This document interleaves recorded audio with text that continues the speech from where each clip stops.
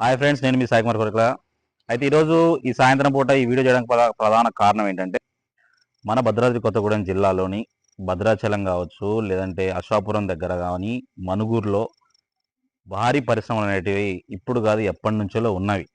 So ఈ భారీ పరిశ్రమలు ఏంటంటే ఐటీసీ, దాని తర్వాతకి హెవీ వాటర్ ప్లాంటు, సింగరేణి, మన దగ్గర స్టార్ట్ చేసుకున్నటువంటి చుక్కుడుగుంట దగ్గర ఉన్నటువంటి బీటీపీఎస్ కావచ్చు.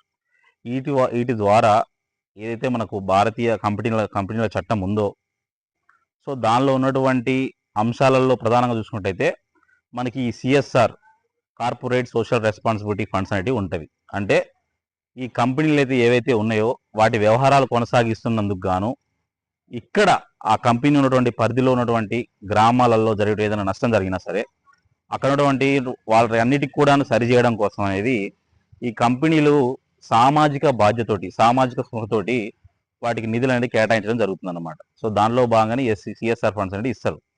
సో అయితే ఇప్పుడు ప్రధానంగా మనం దీన్ని హైలైట్ చేసి మాట్లాడడం గల కారణం ఏంటంటే, ఎప్పటి నుంచో ఈ కంపెనీలు మన ప్రాంతంలో ఉన్నప్పటికీ మన ప్రాంతం అనేది అభివృద్ధిలో ఏ స్థాయిలో ఉంది, మనం ఎక్కడ ఉన్నది ఒకసారి ఆలోచన చేయాలి ఎవరైనా సరే. సో దాన్ని హైలైట్ చేస్తూ మాట్లాడడం అనేది నా ఉద్దేశం.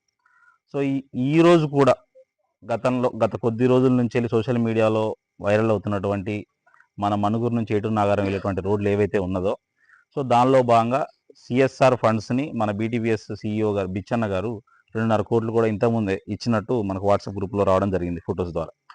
సో ఇన్ని సంవత్సరాల నుంచి వెళ్ళి ఈ సిఎస్ఆర్ ఫండ్స్ అనేటివి ఎన్ని కోట్లల్లో కలెక్టర్ ఆఫీస్కి చేరుకున్నవి, అన్ని కోట్లు వెళ్తూ ఉంటే మన ప్రాంతానికి అభివృద్ధి కోసము ఎన్ని కోట్ల రూపంలో వస్తున్నాయా, లక్షల్లో వస్తున్నాయా అనేది ఒకసారి మీరందరు పేపర్లు, సోషల్ మీడియాని అన్ని ఫాలో అయ్యే వ్యక్తులే ఒకసారి ఆలోచన చేయండి.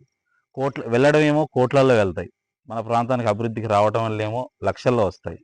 మరి కోట్లలో ఎందుకు రావట్లేదు అనేది ప్రధానమైన ప్రశ్న. సరే, వచ్చిన వాటినైనా సరే పూర్తి స్థాయిలో వినియోగిస్తున్నారా, అన్ని విధాలుగా వాడుతున్నారా అనేది కూడా పెద్ద ప్రశ్న అయి ఉండొచ్చు బహుశా. ఎందుకంటే అందరం చూస్తూనే ఉన్నాం ఎంత అభివృద్ధి ఉంది ఏందనేది. సో ఇక్కడ నేను ఎవరిని విమర్శించాలనే ఉద్దేశం కాదు, అందరికీ ఆలోచన చేయాలని, ఆలోచించండి అని చెప్పే ఉద్దేశంతో చేస్తున్న వీడియో ఇది. ఎంతోమంది పాలకులు వస్తున్నారు, పోతున్నారు, మన ప్రాంతాన్ని దోచుకుంటున్నారు. చాలా చాలా జరుగుతుంది. ఇక్కడ ఉన్న వనరులు అన్నీ కూడా తీసుకెళ్తున్నారు. సో దానికి రెస్పాన్సిబిలిటీగా వాళ్ళు ఇచ్చే ఫండ్స్ ఇస్తున్నారు. కానీ అవి ప్రభుత్వాలు తీసుకుంటున్నాయా, నాయకులు తీసుకుంటున్నారా, ఏం జరుగుతుంది అనేది, దీంట్లో ఉన్న మతలబ్ ఏందనేది కూడా ఒకసారి ఆలోచన చేయాలి. ప్రధానంగా ఈ ఆదివాసీ ప్రాంతాలే టార్గెట్.